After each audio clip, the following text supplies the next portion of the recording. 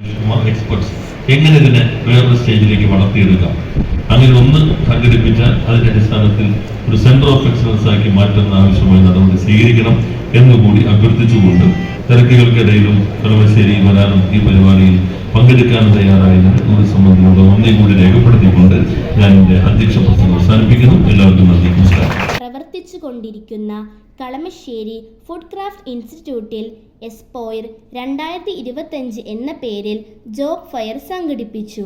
ബഹുമാനപ്പെട്ട വ്യവസായ നിയമകയർ വകുപ്പ് മന്ത്രി ശ്രീ പി രാജീവ് അധ്യക്ഷത വഹിച്ച പരിപാടിയിൽ കേരളത്തിൻ്റെ ബഹുമാന്യനായ പൊതുമരാമത്ത് ടൂറിസം വകുപ്പ് മന്ത്രി ശ്രീ പി എ മുഹമ്മദ് റിയാസ് ഉദ്ഘാടനം ചെയ്തു. Shri Jagadish D, additional secretary tourism വകുപ്പ്, ഡയറക്ടർ ഫുഡ് ക്രാഫ്റ്റ് ഇൻസ്റ്റിറ്റ്യൂട്ട് സ്വാഗതം പറഞ്ഞു.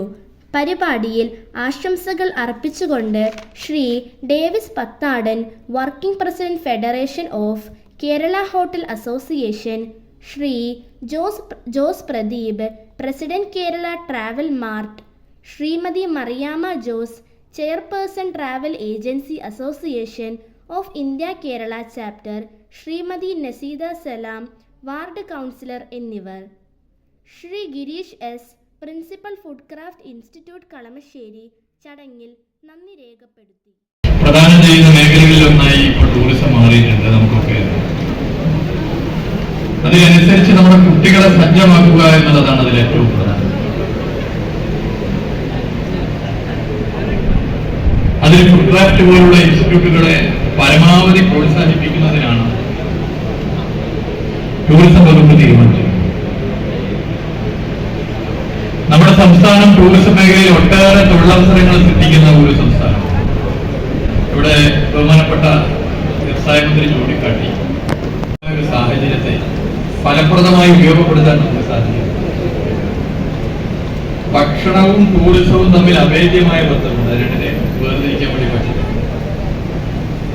നമ്മുടെ കേരളം ഒരു ചെറിയ, അത്ര ഭൂവിസ്തൃതി ഇല്ലാത്തൊരു സംസ്ഥാനമാണെങ്കിലും കേരളത്തിലെ ഓരോ പ്രദേശത്തും അതിൻ്റെതായ പ്രത്യേകതകളുള്ള ഭക്ഷണ വിഭവങ്ങളുണ്ട്, പ്രത്യേകതകളുണ്ട്. ഓരോ സ്ഥലവും നമുക്കറിയാം.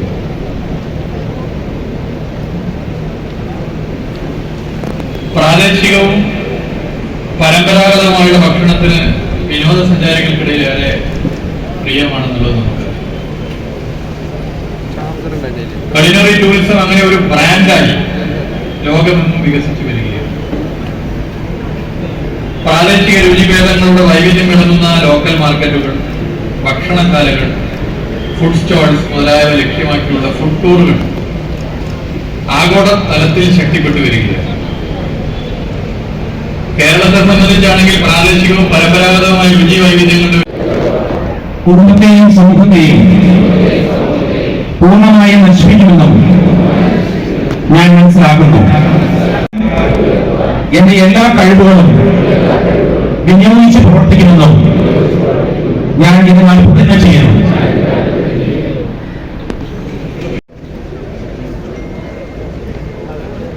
ഈ സമ്മേളനത്തിന് എത്തിയവർക്ക് നന്ദി അർപ്പിക്കുക എന്നുള്ളതാണ് എന്റെ നിശ്ചിതമായ കർത്തവ്യം. നിങ്ങൾ ഓരോരുത്തരുടെയും അനുവാദത്തോടു കൂടി ഞാൻ എന്റെ കർത്തവ്യത്തിലേക്ക് നേരിട്ട് കടക്കുകയാണ്. ആദ്യമായി ഈ സമ്മേളനത്തിന്റെ അധ്യക്ഷ സ്ഥാനം അലങ്കരിച്ച ബഹുമാനപ്പെട്ട കേരള വ്യവസായ നിയമകയർ വകുപ്പ് മന്ത്രി ശ്രീ പി രാജീവ് അവർക്ക് എന്റെ വ്യക്തിപരമായ പേരിലും കേരളയുടെ പേരിലും